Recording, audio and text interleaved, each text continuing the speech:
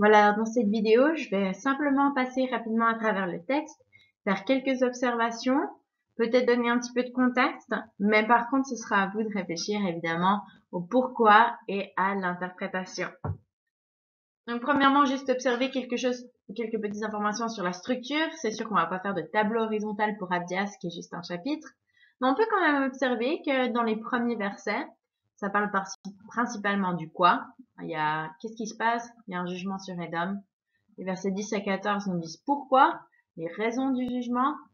Les versets 15 à 16 nous parlent d'un jugement universel. Et puis, comme tout bon prophète, ça termine avec des bénédictions futures pour le peuple de Dieu dans les versets 17 à 21. Toujours sur la structure, on peut observer même juste dans les versets. Donc ça, c'est les versets 2 à 4. Je suis désolée, je les ai pas mis sur l'écran. Mais on observe un chiasme. Donc avec d'abord la mention que Édom était petit parmi les nations, tu étais l'objet d'un plus grand mépris, d'insolence de ton cœur t'a trompé. Ensuite, on a la mention que toi, tu demeures dans le creux des rochers, dans l'habitation élevée, qui est en parallèle avec quand tu prendrais de la hauteur tel un aigle, ton nid sera placé parmi les étoiles. On a ensuite, je te précipiterai, qui de nouveau retourne en bas. Mais le cœur du chiasme, c'est donc, tu te dis en toi-même, qui me fera descendre jusqu'à terre? Donc, je vous laisse réfléchir. Simplement, je vous montre qu'est-ce qu'on peut observer. Par contre, je vous laisse à réfléchir. Qu'est-ce que l'auteur il a voulu faire avec un tel chiasme? Au verset 3, on a la mention des rochers. Donc, rocher, ça veut dire Sela en hébreu. C'est également le nom de la capitale qui est mentionné entre autres dans Roi.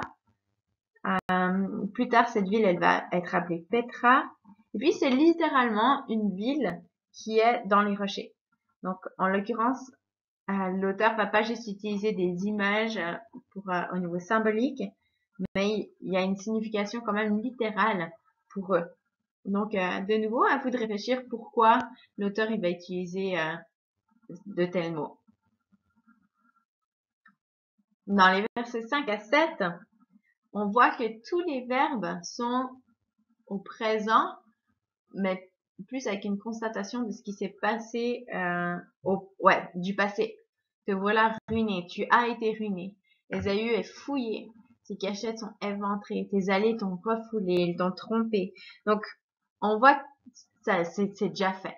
Alors, c'est pas à vous de réfléchir si Abdias, il écrit une fois que ça a déjà été fait, que Édom a déjà été détruit, ou bien, peut-être, ça voudrait dire, en fait, le jugement, il est tellement sûr, c'est tellement évident, il n'y a pas moyen de revenir en arrière.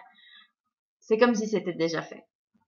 En gros, c'est tellement sûr que ça va se faire, c'est comme si c'était déjà fait. Au verset suivant, 8 et 9, on a entre autres la mention des sages d'Édom qui vont disparaître. C'est important de savoir que Édom était très connu à l'époque dans le Proche-Orient antique comme pour sa sagesse.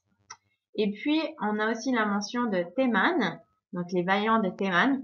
Je vais vous avouer une de mes faiblesses, non, une de mes erreurs. Pendant longtemps, j'ai lu ce verset-là et j'étais sûre que Théman, c'était une ville. Parce que, honnêtement, des fois, entre les noms de villes et les noms de personnes, pour nous, c'est pas toujours facile à faire la différence. Mais en fait, Théman, c'est le nom du petit-fils d'Ésaü. Donc, en gros, quand l'auteur, il parle de Théman, c'est une figure de style qu'il utilise, une métonymie, où il utilise une personne ou une partie d'Édom pour parler du tout. Comme parfois on a la mention d'Éphraïm pour parler en fait de la nation du nord d'Israël. C'est juste des choses à avoir en tête. Réfléchir pourquoi est-ce que l'auteur donc utilise le nom de Théman, leur arrière, etc. ancêtre, ou le petit-fils d'Ésaü. Des fois, c'est plus facile de regarder dans l'autre sens. Au verset 10, on voit qu'ils sont accusés à cause de la violence faite à leurs frères. On sait que dans Deutéronome que il y a comme une alliance, en tout cas un ordre que Dieu va donner à Israël de ne pas avoir de l'horreur pour l'Édomite, car il est son frère. On voit que Dieu considère sérieusement l'alliance entre frères, l'alliance fraternelle. Donc Israël est redevable envers Dieu pour comment ils traitent leurs frères. Et on voit que, en fait, sûrement Dieu tient aussi Édom redevable pour sa relation avec son propre frère Jacob ou Judas. Au verset 11, on a la mention de Jérusalem qui est tirée au sort, le sort de la ville qui est tiré. Et c'est intéressant de comparer avec le texte dans Ézéchiel, donc chapitre 21, 26 à 24, qui nous parle de ce qui s'est littéralement passé avec le roi de Babylone, qui s'est placé au carrefour à l'entrée des deux chemins pour pratiquer la divination. Il secoue les flèches, il interroge le téraphin, il examine le foie. Dans sa main droite se trouve le sort qui désigne Jérusalem, où l'on devra disposer des béliers, commander le carnage, élever la voix en clameur. On disposera des béliers contre les portes, on élèvera des terrasses, on construira des retranchements. Cela reste pour eux des vaines divinations à leurs yeux du moins, eux qui ont fait des serments. Mais lui, il rappelle le souvenir de leurs fautes en sorte qu'ils seront pris. Donc ça, c'est évidemment une prophétie contre Babylone qui va être punie pour ce qu'ils ont fait. Mais c'est quand même intéressant de noter que, littéralement, ils ont tiré au sort la ville de Jérusalem. Donc, c'est ce qu'on mentionnait pour la date, entre autres. Dans les versets 12 à 14, on a plusieurs répétitions. La répétition du mot jour, la répétition du mot détresse, désolation, désastre, ne pas faire. Donc, à vous de voir donc pourquoi ces répétitions. Je vais pas vous en dire plus. Et puis dans les versets 15 à 16, on a le jour de l'Éternel qui est mentionné. Cette fois, c'est une journée qui va être un jugement sur les nations. C'est le jour de la coupe, où ils vont boire la coupe. Donc, dans Abdias, on a juste la notion que les nations, elles vont boire. Alors, c'est intéressant de comparer avec le passage dans Jérémie 25, 15 à 16, où il est parlé de qu'est-ce qu'elles vont boire les nations, c'est la coupe de la colère. Là, Abdias, il n'est pas en train de parler de qu'elles vont être saoules et qu'elles vont boire littéralement beaucoup de vin, mais c'est vraiment cette notion de la coupe de la colère de Dieu. Et puis observez quand même l'aspect du jour de l'Éternel. Maintenant, vous avez déjà étudié beaucoup de prophètes, donc vous savez que le jour de l'Éternel, c'est pas forcément un jour en particulier, mais il y en a plusieurs. Des fois, c'est des jours de jugement, des fois, c'est des jours de restauration. Mais là, quel est le jour de l'Éternel pour ces nations? C'est un jour de jugement. Mais en même temps, si on contraste, c'est un jour de joie et de restauration pour Israël, pour Juda. Donc, à partir du verset 17, on a un contraste avec la montagne sainte qui avant c'était un lieu de jugement et de colère pour les nations. Et puis maintenant, c'est un lieu de secours et de repos pour les justes, pour les rescapés. Donc on voit, c'est ça, autant Dieu, il doit inspirer la crainte pour ceux qui vont être dans le jugement, mais c'est aussi un lieu de repos et puis de refuge pour ceux qui mettent leur confiance en l'Éternel. Puis finalement, après tous ces jugements, c'est la restauration, la bénédiction, le retour à la terre promise dans toute sa grandeur.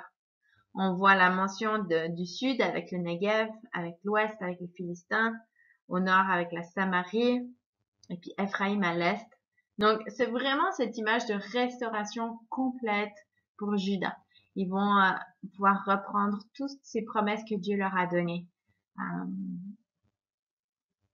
Ouais. Donc voilà un très très rapide survol de la lettre que je vais vous laisser, de la lettre, de ce prophète. Alors je vais vous laisser réfléchir à toute l'interprétation. Mais j'aimerais quand même terminer avec un petit défi d'application concernant, pour nous aujourd'hui, c'est facile de se mettre dans la position de Judas et puis de réfléchir à toutes les personnes qui se moquent de nous, qui nous méprisent, qui nous écrasent. Et puis c'est sûr qu'on n'a pas envie on se considère comme le peuple de Dieu, on n'a pas envie de se mettre à la place d'Édom. Et pourtant, c'est bon de s'examiner dans nos relations. Est-ce que il y a des relations, des gens pour qui on a du mépris? Et puis, si on considère au niveau de la famille, peut-être, dans notre famille directement, il y a des gens qu'on méprise. Et peut-être dans la famille chrétienne, il y a des gens qu'on méprise. Et moi, j'étais particulièrement travaillée pendant que j'étudiais à Dias par rapport à nos relations avec les autres églises. Pas des personnes en particulier, mais des églises en particulier. Peut-être des églises plus légalistes que la nôtre, qu'on aurait tendance à mépriser, à écraser, à se moquer. Ou peut-être qu'on a porté un jugement sur l'église catholique ou l'église catholique sur l'église protestante. Et je nous invite à vérifier nos cœurs et puis à entrer dans un temps de repentance si on a méprisé l'un de nos frères ou un groupe de nos frères à travers une autre église. Puis c'est sur ces pensées que je vais vous laisser. Alors bonne étude d'Abdias et à une prochaine.